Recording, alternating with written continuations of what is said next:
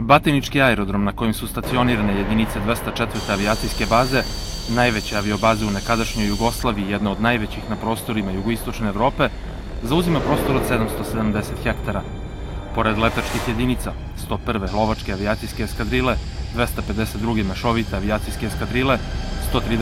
mešovite transportne avijacijske eskadrile i prve izviđačke avijacijske eskadrile, ovdje su razmeštene jedinice bez kojih normalno funkcionisanje jedne aviobaze ne bi bilo moguće. 17. bataljon za obezbeđenje aerodroma, 24. vazduhoplovno-tehnički bataljon, 177. artiljerijski divizijon protiv vazduhoplovne odbrane, kao i komanda baze. Težišni zadatak, kažem, u svakoj jedinici po 204. avijacijskoj bazi je obuka. Obuka koja mora se sprovodi u kontinuitetu. Razlog je zbog čega ističem taj zadatak, jer je broj materijalnih dostupnih sredstava na kojim se izvodi je mali, ali broj kandidata, to je oni koji je neophodno izvršiti, dobučiti i podići na više stepenje u velikom broju. Znači, težišna je obuka i podizanje osposobljenosti izvršavanja namenskih zadataka ili usavršavanje na postojećim zadacima koje izvode. Osnovni zadatak 177. artiljerijskog diviziona PVO je stalna gotovost za neposrednu protivvazduhoplovnu odbranu aerodroma Batajnica.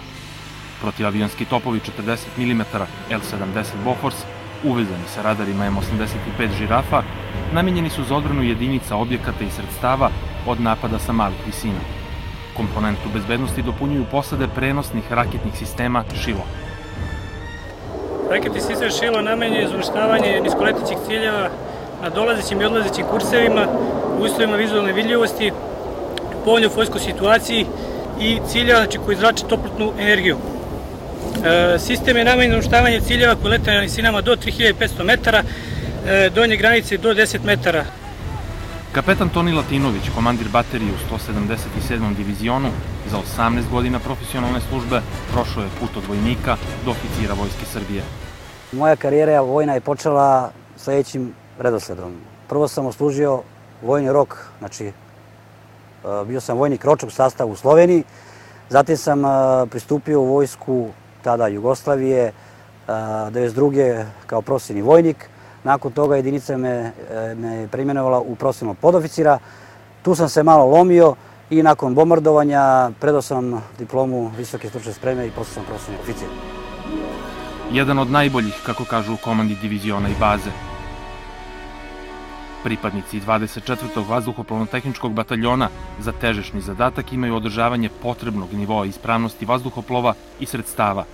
U radionicama ovog bataljona vrši se održavanje sredstava u prvom i drugom stepenu održavanja. Mehaničari, pored predpoletnih pregleda, obavljaju i periodične, prilikom kojih se otklanjaju eventualni kvarovi i nepravilnosti u radu sredstava. Tokom ovog perioda od 2006. pa do današnjeg dana izvršen remont 4 vazduhoplova MiG-29, da je izvršena modernizacija aviona An-26, da je izvršeno produženje resursa Jaka-40, da je izvršeno i remontovanje helikoptera Mi-17 u sklopu modernizacije i remonta aviona MiG-29. Došao je i simulator leta koji predstavlja izuzetno dobru osnovu za unapređenje obuke pilota lovačke avijacije, gde će određeni broj sati provedeni na linku smanjiti broj sati u vazduhu i potrebne obuke po pitanju pilotskog sastava. O neposrednoj fizičkoj zaštiti kompleksa 204. avijacijske baze brinu se pripadnici 17. bataljona za obezbeđenje aerodroma. Primaran zadatak voda za obezbeđenje objekata aerodroma Batajnica je fizičko obezbeđenje čuvarskom službom aerodroma Batajnica, a pored tog osnovnog zadatka radimo i izvršavamo zadatke obezbeđenja ŠTP-čenta. Sportske aktivnosti jedan su od važnih segmenata u obuci profesionalnih vojnika Vojske Srbije, kojima se pripadnici 204. avijacijske baze bave i u slobodno vreme. Neki od njih osvajači su i brojnih nagrada i priznanja. Radimo u vojsci od 1997. godine, a sve je počelo slučajno 2000. godine kada je počelo takmičenje u orijentacionom kretanju na nivou baza aerodroma Batajnica, Lađevci i ostali koji su bili u sklopu. Počele su pripreme za takmičenje i u tom sklopu je bilo i gađanje pištoljem. Tako da sam ja sasvim slučajno počeo da se bavim tim, imao sam dobre rezultate, da bi moj tadašnji komandant uzeo i posle sam s njim išao na razne vežbe, takmičenja, da bi kasnije otišao na sve armijsko prvenstvo, da sam bio prvi 2005. godine. Komandir zastavnog voda poručnik Mladen Mitrović 3 godine za redom je prvak vazduhoplovstva u vojničkom višeboju. Višeboj je pravi vojnički sport, sport koji se sastoji iz 5 disciplina. Trčanje, prelazak pešadijskih prepreka, plivanje, gađanje iz automatske puške i bacanje projektila u dalj i u metu.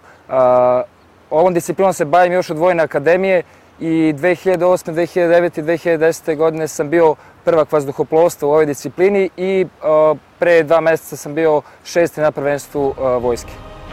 U sastavu zastavnog voda poručnika Mitrovića rame uz rame s profesionalnim vojnicima su i 2 devojke, Kristina Čizmar i Marija Lakićević.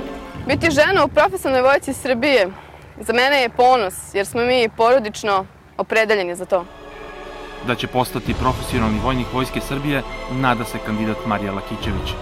Ja sam vojni kandidat za profesionalnog vojnika Srbije, Vojske Srbije i stvarno želim od srca da postanem vojnik i želim da se borim za Srbiju, a u tome mi pomažu moje pretpostavljene moje kolege, buduće kolege, naravno. I pozivam sve devojke neka se prijave, jer nije tako teško kao što misle da je teško, jer verujte mi, glavu gore i kad vidite drugi mogu, možete i vi.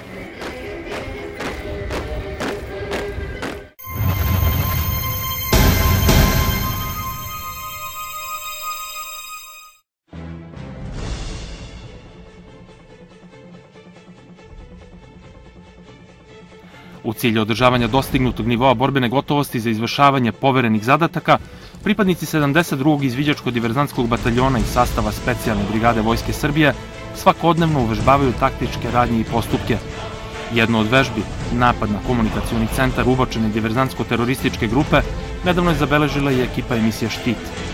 Reči kojima bi se opisala uvežbanost, brzina i pouzdanost jednog od najelitnijih sastava Vojske Srbije, a koje bi dopunile sliku koju gledate, suvišne su.